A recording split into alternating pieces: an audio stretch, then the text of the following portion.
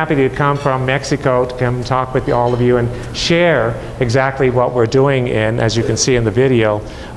The people in Hope Alliance have been so kind and want to work with us, and we truly need the help that you can see to keep the home going. Father Norman, when he started out just with a group of children that were orphans, and then he started accepting children off the streets, and it became a need where he was just helping just any child that was in great need, and it's grown to now serving seniors and the poor. One of the things that I remember before becoming a priest, that I worked in an office, and in the office, the first thing that some co-workers did was they came to me and said, "I want you to see that man over there," and he pointed out this man. And they said, "That man, be very careful. He has 5 children. He loves his children, and he talks about his children all the time. He will talk your ears off about his children." Well, I happen to like children as well, and I got to talking with them, and that's what he did. He would talk and talk and talk, and I'd sometimes have to hold my ears up like this to make sure my ears don't fall off, like they said. And so he just would continue talking about it. Well, as you can see, we have over 240 children, and they said I could talk a little bit about them. So I wrote a few notes. Sorry, just a few notes about the children I want to talk about. What? This is the weekend seminar, right? You're going to be here till Sunday? Is that? No? I better go to Plan B. Okay, Plan B. Well, it's okay really, because I didn't have really good visions of, after we finish, trying to pick up your ears off the ground anyway. They train us for a lot of things in seminary, but picking up your ears off the floor isn't one of them. So let me begin by stating a little story that I think we're all familiar with, and that's the story of the man who goes walking on the beach. And as he's walking on the beach, he notices the tide had gone out pretty quickly, and there's millions of starfish on the beach. And as he continue walking, he sees a boy doing something near the seashore, and he walks over to see, and he sees the boy picking up a number of starfishes and throwing them into the water. And so he looks over at the boy and what he's doing, and he says, "Do you really expect you're going to save those millions and millions of starfish that have been washed up on the shore?" And the little boy looks at all the millions, and of course he looks at the one in his hands, and he says, "No, but I can save this one," and he throws that one into the ocean. I want to tell you a story about Diego. Diego came to us, and he was about 5 years old. And he comes knocking at our door, and the sister who opens the door answers, and he says, "I hear you give children food to eat here. Do you have some food for me?" And she looked at him, and she said, "Yes, but you have to come take a bath first," because he smelled pretty bad. He had been living on the streets for months and months. We don't know how long, and he doesn't remember how long. And he came, he ate, he stayed with us for 12 years. And that's when I came into Santa Maria 11 years ago, and I met Diego, and he started talking to me about his life. And he said, "Father, I don't know how I got here, but I left my family, and I got lost, and I don't know how I got to where I'm at, but my memory is coming back." And I said, "Well," he says, "I'd like to try to find my family again." So I talked to Father Norman at the time, and he said, "We've tried, we've gone to Mexico City." And I don't know if you know anything about Mexico City, but just recently it was the largest, most populated city in the world. We're talking millions and millions of people. If you talk about Los Angeles and double the amount of people in the space that's out there, it's just huge.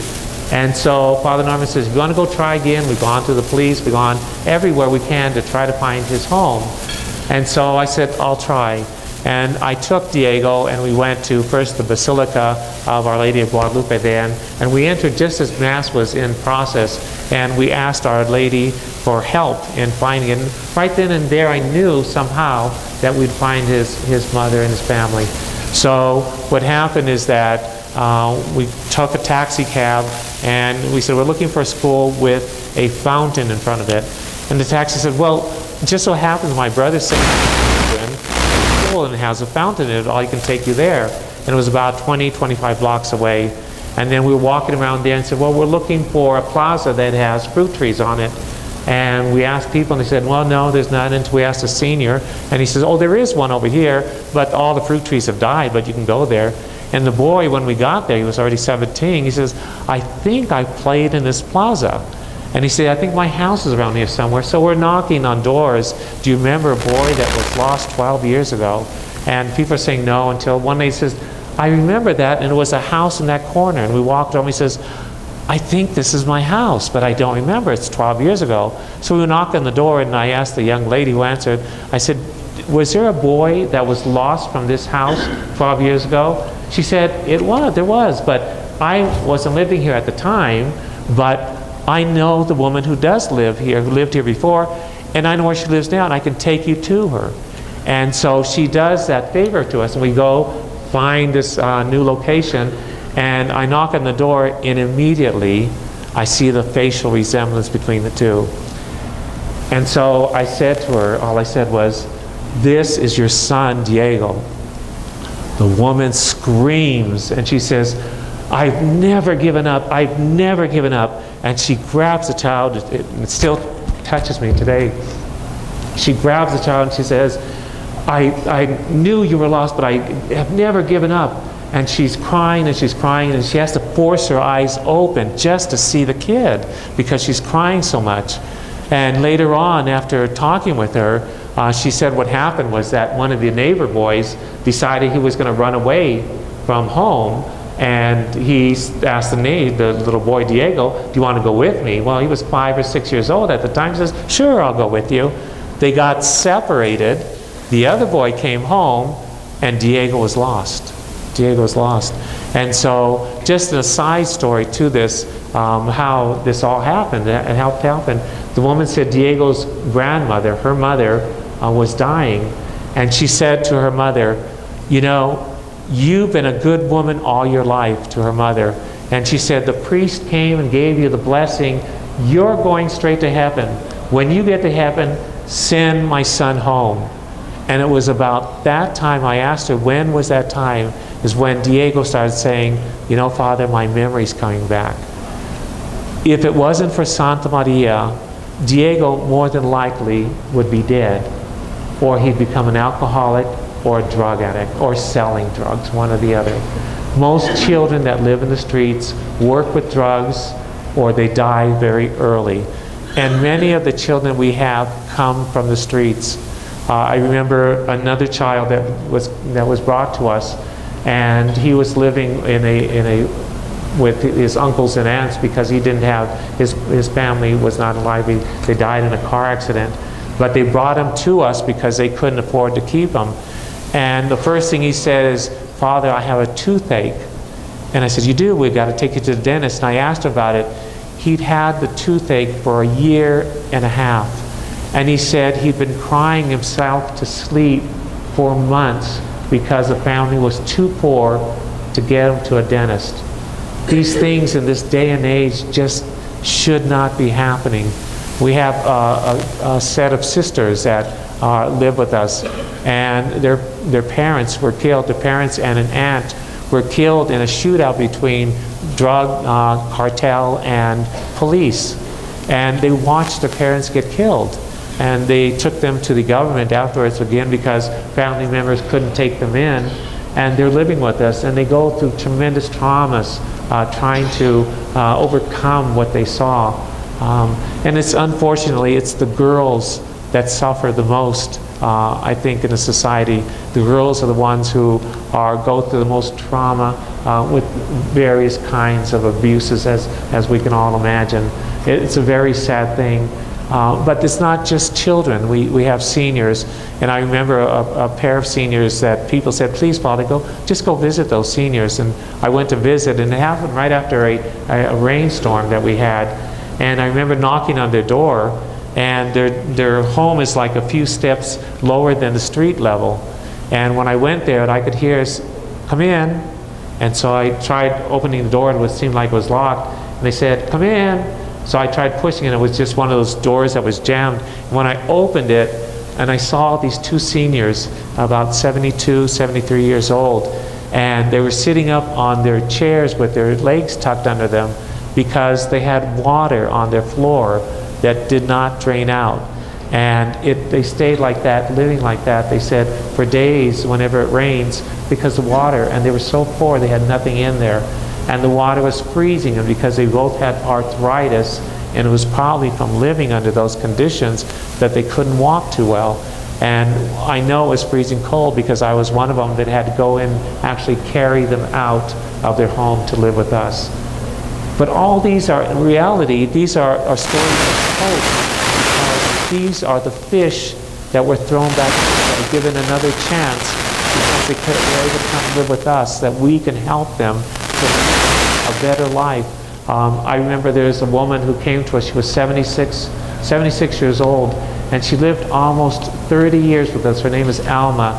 Just a joyful, joyful woman to be around, always laughing, always helping whenever she could. She stayed with us almost 30 years. She died just a couple years ago at the age of 104. 104. She would not be able to live to that age, I'm sure, if she had stayed in conditions where she was at. It's something just beautiful, beautiful to see in Santa Maria, because we've been there for 40 years now. This year we're celebrating 40 years at Santa Maria, and a lot of the children that used to be there, they come back and they want to help. One particular one I like to talk about is Sister Angelica. She, after living there for a while, she became a religious sister, and she studied and she became a teacher, and now she's director of our schools and doing a marvelous job. Mostly through her efforts, most of our children are receiving grades of 9.0, that's A- or higher. We have had 4 President of Mexico citations saying of the kind of work that we do and the studies we give the children. And just a few weeks ago, we just got the great news, they had a contest in a major school system in all of Mexico, a national contest for math. And our children came in 1st and 3rd nationally. And that's a great, great accomplishment that we have, thanks to our sister that's doing that.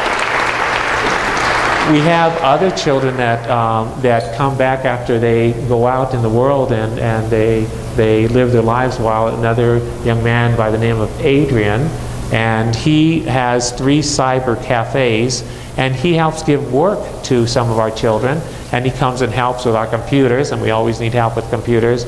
But there's so many others that come, especially at times of Christmas. They bring Christmas gifts because they know what it's like when they were living there, and they want to lend a helping hand, and they bring the piñatas and other things, and they celebrate those times with the children. It's a beautiful time. It's a big family that's growing, but it's a thing that we're doing, that we're actually saving people's lives. And that's why I'm so grateful to Hope Alliance to join with us in this great work. And I ask all of you as well, just to imagine that you're by the seashore, and we see all these starfish in the sea, and we see the little boy that he's hurrying, trying to do his part. And I just ask you to open your hearts and ask yourself, can I help save one of these starfish? We're saving lives, we're not saving starfish, but I ask you, and I thank you just for coming here and listening to the story. It's a great work that we're doing. We've been doing it for so long, and we want to continue doing this work, and we can do it with your prayers and with your help. Thank you. God bless you.